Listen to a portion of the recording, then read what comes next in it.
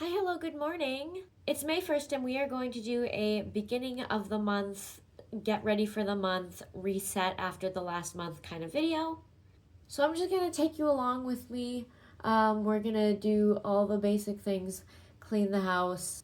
Tonight I'm just teaching for an hour. I teach violin, and I would like to get the apartment nice and tidy for that anyway. And then, of course, I'm going to talk to you about the books that I read in April.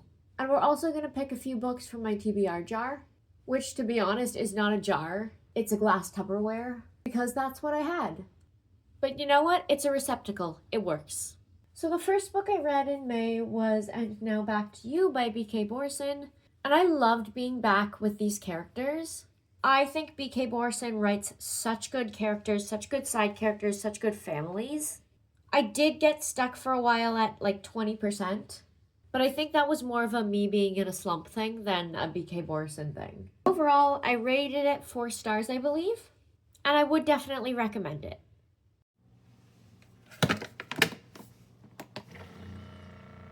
This is the situation here. I use this table as my desk essentially. So we are going to clean it up. We are going to reorganize these bookshelves because they're a disaster, and we're gonna put all these new books that I have in as well.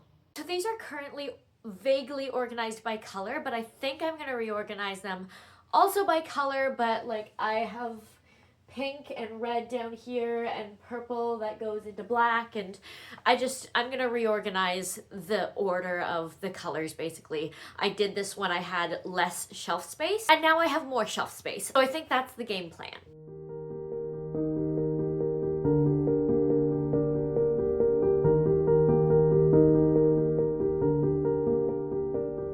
Okay, we are done. That didn't take as long as I thought it would. Here's all my poetry, and then nonfiction starts here and goes down here. I might reorganize this so that these shelves are swapped, but not right now. So the next book I read in April was Get Over It, April Evans by Ashley Herring Blake. I was pretty disappointed with the last 2 books I read by this author, but I was pleasantly surprised by this one. I actually liked the characters. The one thing that weirded me out was that it was about 2 women and they had the same ex, and that's kind of how they ended up connecting. But if you can get past that scenario, it's not bad. I also read this on audiobook, which I think helps sometimes if the narrators do a good job. It definitely kept me entertained. It wasn't one that I was like desperate to reach for. But I would recommend it over, say, the first one in this series, and I would recommend it definitely over her Christmas book, Make the Season Bright. And now we have a vaguely organized closet. It was way worse before. We are not going to show a before picture because it's embarrassing. Okay, we are going to sit down and we are going to pick some books out of my, as I mentioned, Tupperware. These are all physical books. I'm a big mood reader, and I figured that this would be a fun way to both randomize the books that I read, but also follow the whims of whatever strikes my fancy in the moment. I can read whatever the TBR jar dictates that I read, but I can also pick ebooks and audiobooks that cater to whatever I'm feeling in the moment. So we are going to be very optimistic. We're gonna pull 3 books from the physical books category, and I would love to get through more of my physical books collection. And don't get me wrong, I love physical books. I just find it hard sometimes because the print is too small, etc. I really like on my e-readers how I can blow up the font, I can change the font. I do like the open dyslexic font. I know there's not really any research showing that it actually helps, but I do think it helps me. All of that being said, so book number 1, whoops! Well, there's book number 2. Book number 1 is Love and Other Human Errors. I've just written the author last name, so it's by Clift. I'm gonna grab all these at the end. So my next book, which is the one that fell out, is The Rain Ascends by, I do know this one, it's by Joy Kagawa. Okay, we're gonna pick the last one. Our last book for the month of May is To Kill a Shadow by Quinn. Luckily, I think I know where all of these are on my shelf because I remember covers. Okay, that took me like 10 seconds, which is fabulous. So the first one, Love and Other Human Errors by Bethany Clift. This is basically about a woman who doesn't expect to ever fall in love, but does. And the way the back of the book describes it makes me think that this character is autistic coded, which I'm always interested in. The next book, The Rain Ascends by Joy Kagawa. It's basically about a woman who has to reconcile the beloved father that she knew with the horrible things that she discovers he's done. I read Obasan, which is her seminal work when I was in high school. I also recently sang a song cycle by Ian Coussol, who is an Indigenous composer in Canada, who set a selection of her poetry. And I really connected with these texts. It was a very special cycle to me. So I'm excited to read more of her work. The last book is To Kill a Shadow by Catherine Quinn. I have this nice copy with the pretty sprayed edges. And I'm pretty sure I got this book because it was pretty.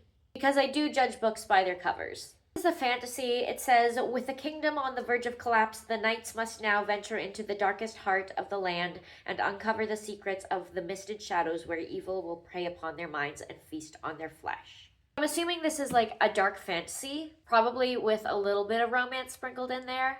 And it has been on my shelf for a long time, not gonna lie. So it'll be good to finally read it. All right, I've gotten the bedroom clean, I've got the living room clean, I have to do the kitchen, the bathroom, and I need to vacuum everywhere. Because when you live with 2 cats, the cat hair that accumulates is insane. Anyway, now I'm gonna tell you about the third book I read this month, which was What My Bones Know by Stephanie Fu. This is a memoir about her CPTSD, what she learned about her diagnosis, and how she began to heal from it. The first part is not extremely graphic, but she does go into detail about the abuse she suffered. So I would give a word of caution to anybody who is sensitive, who is reading this, who might feel triggered by that. Personally, I found it okay. I found it fine to read that and to, I guess, push through to the rest of the book. And I don't really rate nonfiction these days, but I did really enjoy this one. If you're interested in trauma or mental health in general, I would definitely recommend it. And now I get a treat. I'm reading The X-Hex by Erin Sterling. I'm about 30% through, I believe. And it's super fun. It's just a fast little cozy romance. And I'm probably gonna finish it today. So now it's 2:30 p.m.-ish and I'm just doing my midweek meal prep. I'm prepping some tofu, I'm gonna make some rice, I'm gonna make sweet potato, I'm gonna make some scones. And I typically just meal prep twice a week because I find it works better for me. I get less bored of the food. All right, the next book that I read in April was Variation by Rebecca Yarros. Oh my goodness, oh my goodness, oh my goodness. Hello. This was not the book for me, honestly. I rated this 2.5 stars. It was just so dramatic, melodramatic even for a contemporary romance. I mean, this guy like devotes his entire being to the existence of this girl. And like, I would maybe be okay with that in a fantasy, like a high fantasy. But in a contemporary romance, it just felt so over the top. Meow. Also, this doesn't actually factor into my rating, but at one point in the book, they refer to the main guy, Hudson, as middle-aged, and then later they reveal that he's 28. And as a 27-year-old, I didn't love that.